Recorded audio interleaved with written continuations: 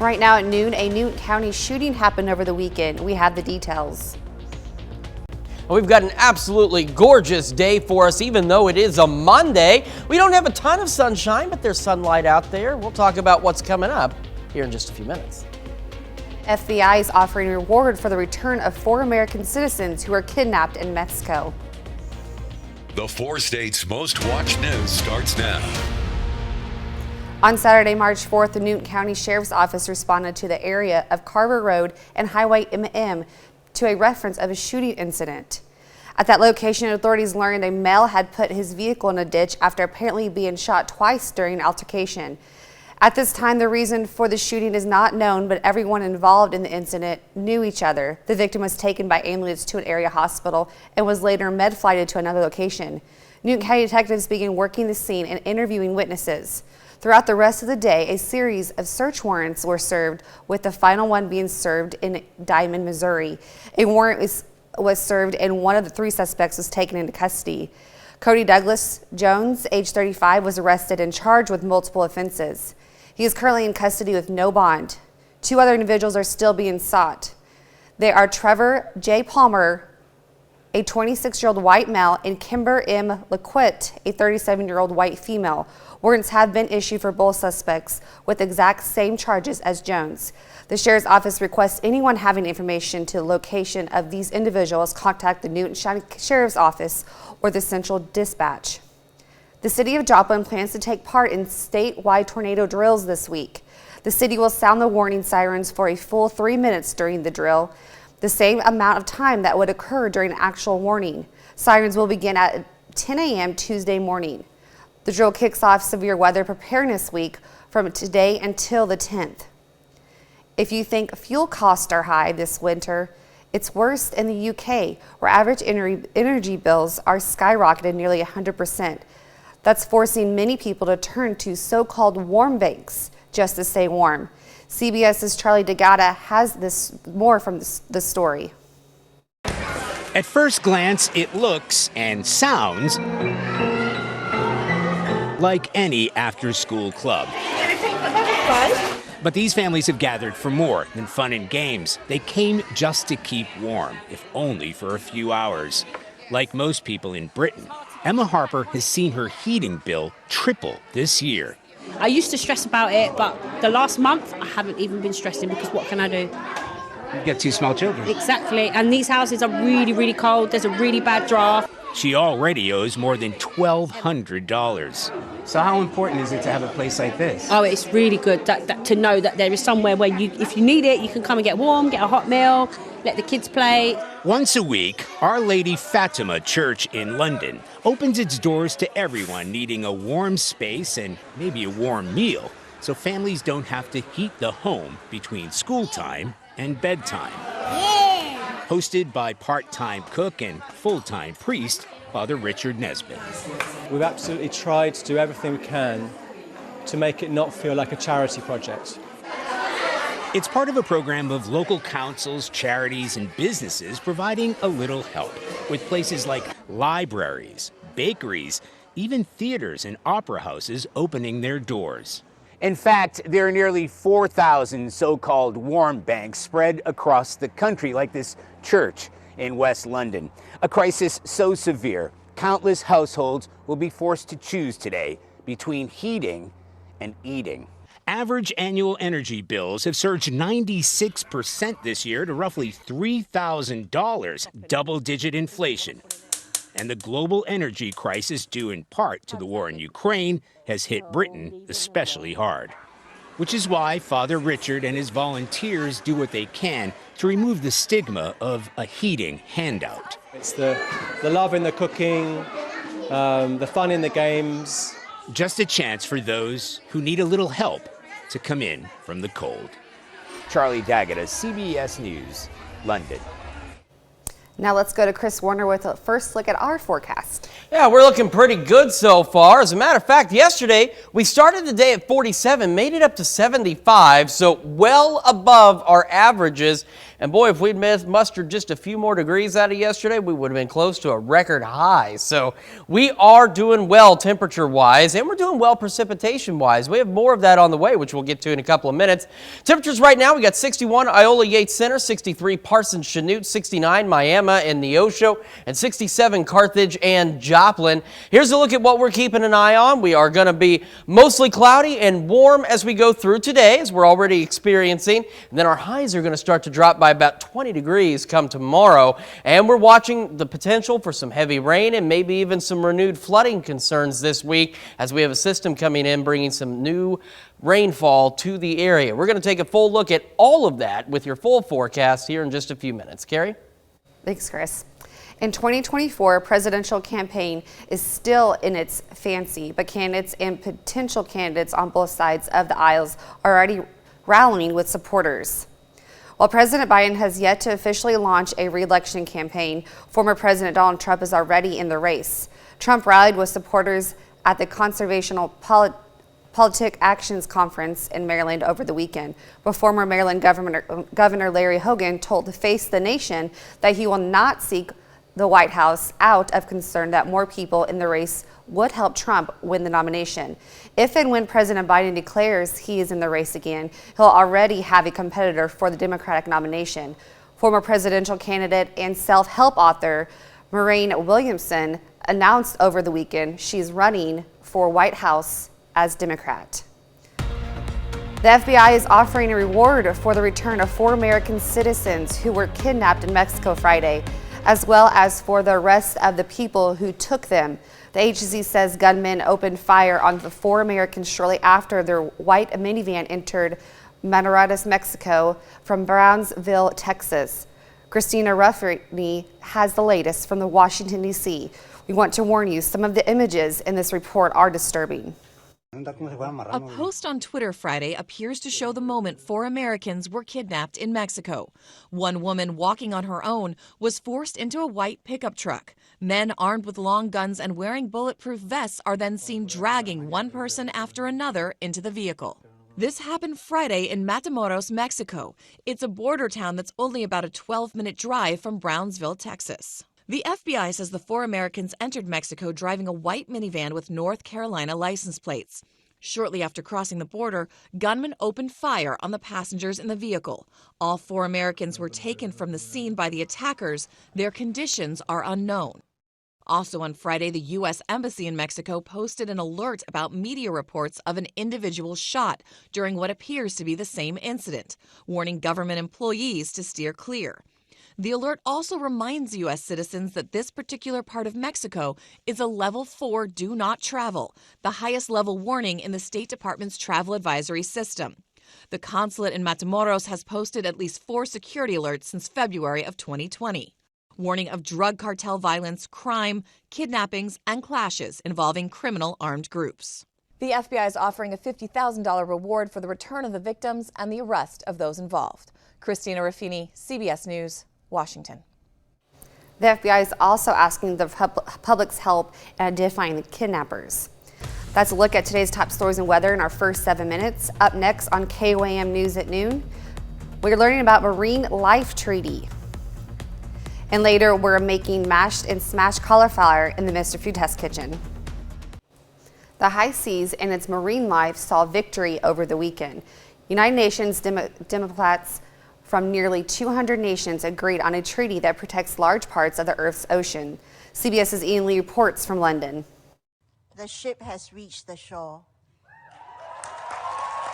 A historic deal made on land aims to better protect the world's oceans. I mean, this is huge. This is really, I think, a keystone agreement if we're going to try and protect 30% of the ocean. There's a lot at stake. More than a decade of debate over funding and fishing rights had stalled the landmark treaty at the UN.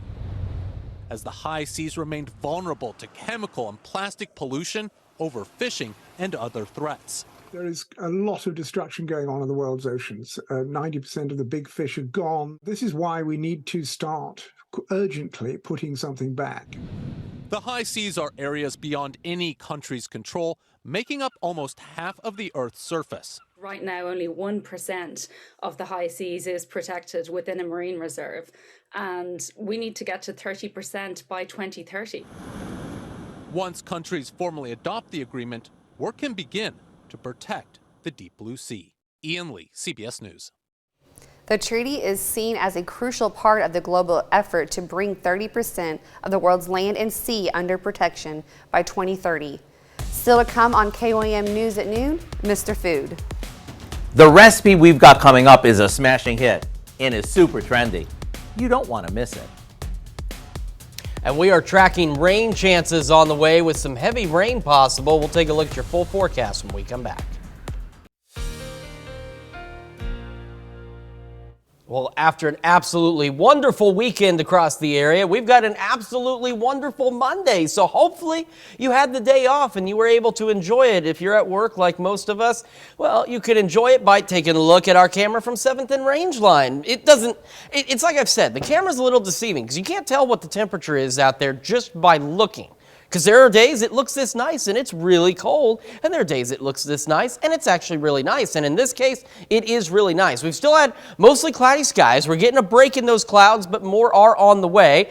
MoDOT camera, 20th and Rangeline. Plenty of folks out. Hopefully they are out enjoying this day. Looks like a lot of them also getting some lunch today as well. So, hey, not a bad day to get out and enjoy. And take a look at this. 67 degrees in Joplin with a northwest breeze at 8 miles an hour. So as promised, the winds calmed down from this morning. Unfortunately, they're going to turn around and pick back up a little later. We are cooler off to the northwest. 61 Yates Center, Iola, 63 Chanute, 67 Chetopa, 69 Miami. Check out Anderson at 71, along with Cassville, 69 Neosho, and 67 in Carthage. Now, as we go through the rest of today, we're looking to make it right about 71 degrees. So not that far off from yesterday. Not a big enough difference that you're going to notice. But the nice thing about today, at least, is the wind has calmed down. Because yesterday, if you were out, even though it was nice, boy, was it breezy. We'll hold on to mostly cloudy skies as we go through the rest of the day. Now, as we head into this evening, we'll still be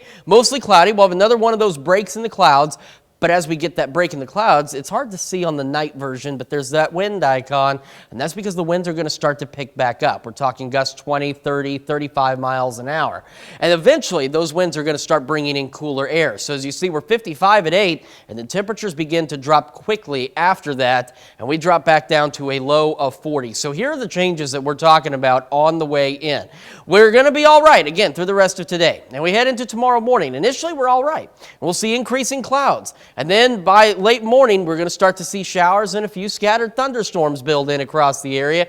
And those will continue through our Tuesday into our Wednesday. We get a pause. This little donut hole here, we'll get a pause in the activity as we head into Wednesday afternoon. And then we'll see more showers and thunderstorms develop late Wednesday and carry on into our Thursday, through our Thursday, and into the late evening hours on Thursday across the area. Now, the good news is at this point, we're not looking at any strong or severe thunderstorms. We're just looking at thunderstorms. But as we all know, thunderstorms can bring heavier amounts of rain with them. And that's why we're keeping an eye on this. Along and south of I-44 is where we're looking to see some of the heaviest rain, where we could pick up 1.5 inches, upwards of 2.5 inches on ground that is already saturated from last week's rain. So we'll keep an eye on this for some possible renewed flooding concerns as we head into the rest of this week. The other side of this is our temperatures get considerably colder. We're talking almost a 20-degree drop here. Take a look at Tuesday. Rain, 52. Rain Tuesday, Wednesday, and Thursday in the 50s. A break in the activity Friday, lower 50s for highs. And then we head into this upcoming weekend. We've got evening shower chances Saturday into Sunday morning. We want to remind you to spring forward Sunday. I know you don't want to, but you got to. And then check out the temperatures. We fall back into the 40s, and these pleasant overnight lows go away too as we drop back below freezing. And unfortunately, it's going to stay that way for the next several days. This is our last spring-like day for quite some time. So enjoy it if you can and while you can. Good news is that the sun's going to be setting later. Yes, once we get to Sunday, you're right. The sun will be setting considerably later. Okay, stick around. We're making mashed and smashed cauliflower in the Mr. Food Test Kitchen after the break.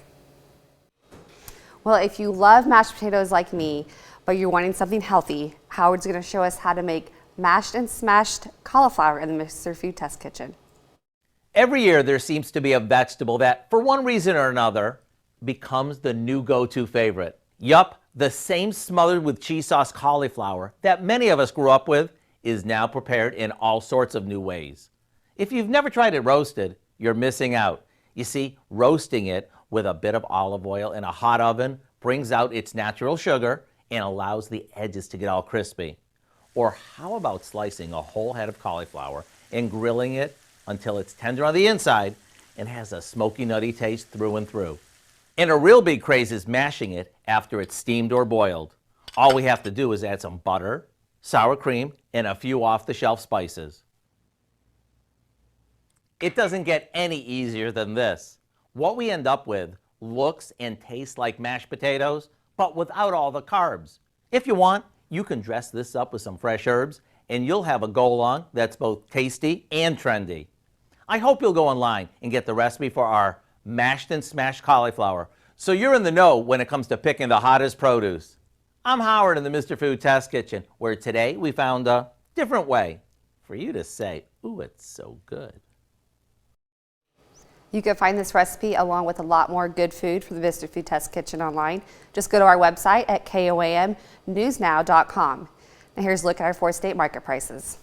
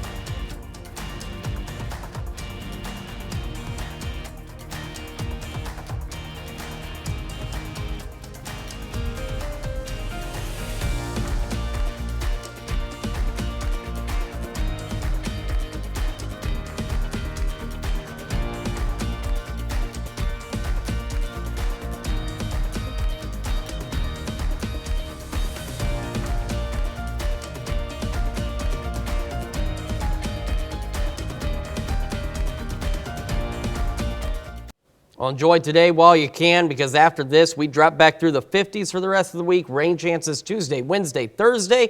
More rain chances this weekend, and then temperatures begin to fall back through the 40s. And, of course, as we've been reminding you, and we'll continue to do so we don't forget, you want to spring forward this Sunday. We don't want to lose that hour of sleep, but we really don't have a choice. So remember that as well. All right, Dow, what do you have come up at 5? Well, at 5, a new study offers hope for millions at risk for heart disease whose bodies respond poorly to statins, a common treatment for high cholesterol. Plus, severe storm season's approaching. We're going to speak with a local insurance agent on ways to protect your home and belongings. And it's time to give it a rest for one local police chief. Hope you join us for those stories. A lot more, of course, is coming up on KOAM News at 5. Thanks for joining us for the KOAM News at noon. We'll see you back here at 5 o'clock.